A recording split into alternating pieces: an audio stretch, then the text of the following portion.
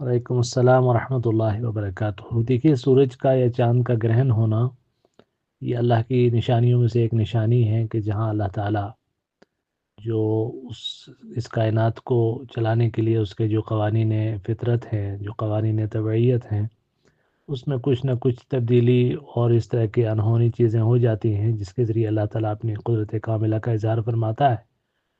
اور یہ عمومی طور پر جیسا کہ سائنس اس کے بارے میں بتاتی ہے کہ یہ ہمارے سیارے اور سورج کے درمیان چاند کے حائل ہو جانے کی وجہ سے وقتی طور پر ایک اندھیرا چھا جاتا ہے۔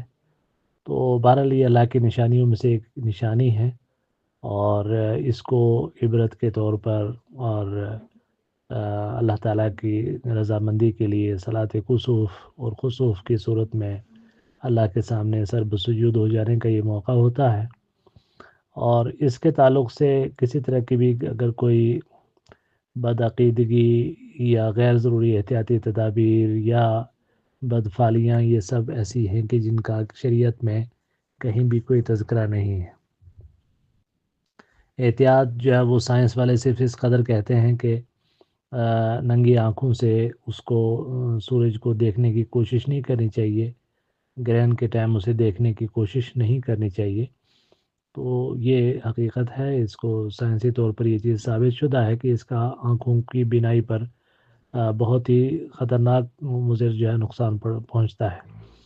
تو اس اعتبار سے اسے ننگی آنکھوں سے دیکھنے کی کوشش نہیں کرنی چاہیے، اور خاص قسم کے جو سن گلاسز ہوتے ہیں جو اسی چیز کے لیے ڈیزائن کیے گئے ہیں ان کے ذریعے اسے دیکھنے کی کوشش کی جاتی ہے۔